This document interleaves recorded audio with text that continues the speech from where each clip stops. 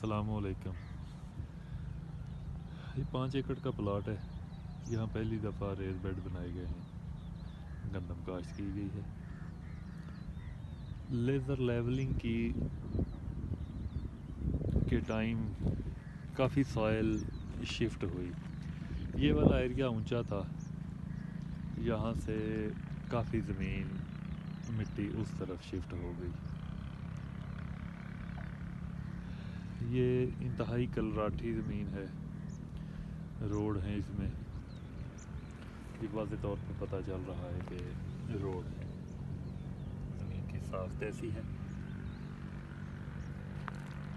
अच्छा, चूँकि यहाँ से मिट्टी दूसरी साइड को शिफ्ट हो गई थी, यहाँ पे जिस एरिया में मैं इस वक्त खड़ा हूँ, यहाँ पे ज़्यादा जो है ना कमज़ोर ज़मीन निकल आई नीचे से। यहाँ पे जर्मिनेशन भी कम हुई और जर्मिनेशन होने के बाद भी पौधे की ग्रोथ ना हो सकी पौधों की, और फसल रुक सी गई। यहाँ पे सोइंग नवंबर के पहले वीक में की गई थी।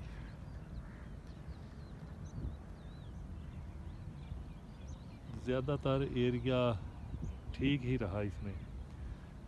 मीन के जिस साइड से मिट्टी शिफ्ट हुई भी है, वहाँ पे जो गंदम उग गई, ज़्यादातर एरिया ऐसा है कि जो कि अच्छी ग्रोथ कर गई। बीच में स्पॉट वाज़े तौर पे दिखाई दे रहे हैं कि कमज़ोर है, लेकिन जो हुई है वो अच्छी दिखाई दे रही है, कलर वगैरह अच्छा है।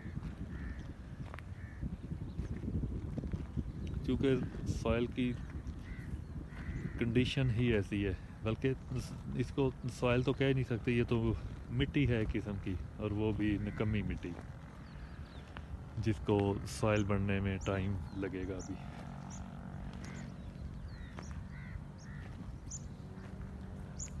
अच्छा, दूसरी साइड पे अब ये जिस तरफ मिट्टी शिफ्ट होती रही, मैं उस तरफ अब जा रहा हूँ। वहाँ पे कंडीशन कुछ और है।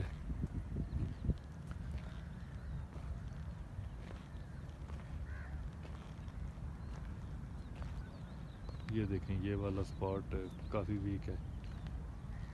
इर्द गिर्द कुछ अच्छे हालात हैं।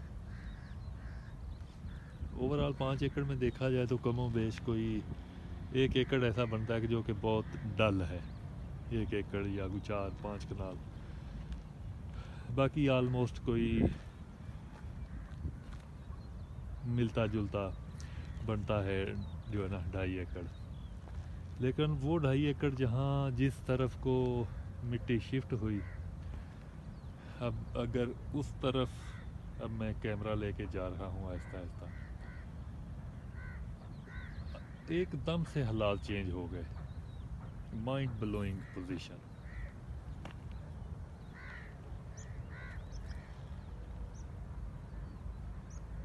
इंतहाई शानदार। गंदम काश्त की तो दूसरे दिन इसको पहला पानी लगा दिया। मीन के ज़मीन में वत्तर बिल्कुल भी नहीं था, तो जर्मिनेशन इसी सूरत में हो सकती थी कि इसको पानी लगा दिया जाए। इस साइड पे जर्मिनेशन बहुत अच्छी हो गई, ग्रोथ भी फिर ठीक चलती रही। उसके बाद पहला पानी बिजाई के टाइम इसको जो है ना लगा दिया। उसके बाद दूसरा पानी कमो बेश कोई 40 दिन के बाद